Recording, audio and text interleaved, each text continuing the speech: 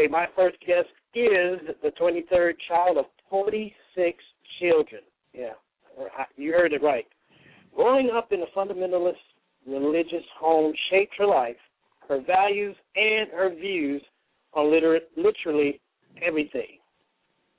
She told of all this and apparently abuse that developed in her memoirs, What Peace There May Be. Please welcome to our show, Ms. Susanna Barlow. Welcome, Susanna. Thank you. Well, let me be the first to say thank you for being on the show. I had a chance to read your book, and it is wow, I'm at a loss of words. It's amazing. It's heart-wrenching. It's beautifully written. It's honest.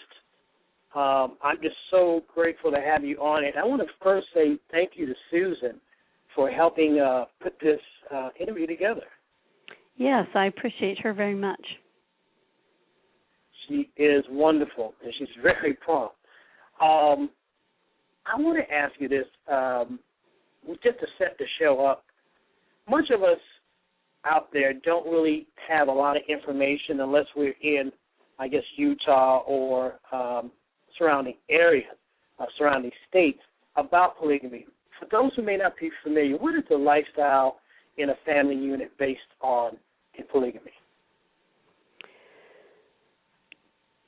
Well, it's a religious lifestyle, and I think that it's important to understand that the motivation for the practice of polygamy is religiously motivated. There's a very strong belief that if a man takes more than one wife, that is what is necessary for him to do to be able to go to heaven, essentially.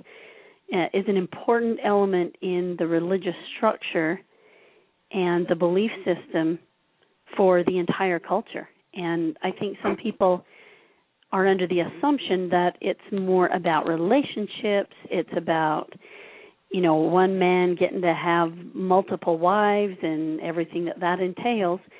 But I think the religious demands placed on the man and the women that are involved in that sort of environment are quite rigorous and difficult.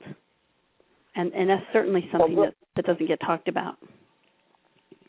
And that's why I wanted to start us off on that, because I think you're right. America as a whole has a very short-sighted viewpoint on polygamy, and it's usually based on relationship or some sexual innuendo that they focus on, and that's not really, as you said, it's not at all the origin or beginning of the mindset.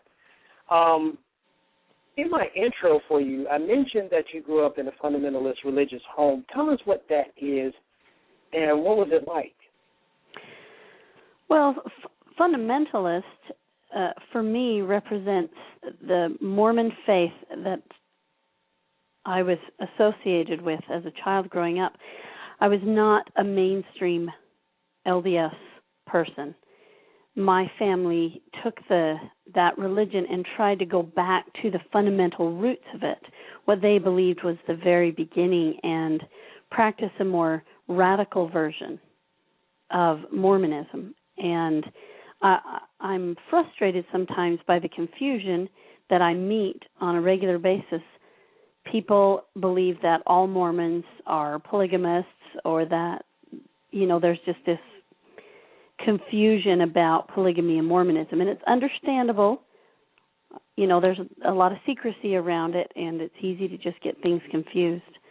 So I just like to clarify that I didn't see myself as a Mormon growing up. I perceived myself as part of a polygamous culture.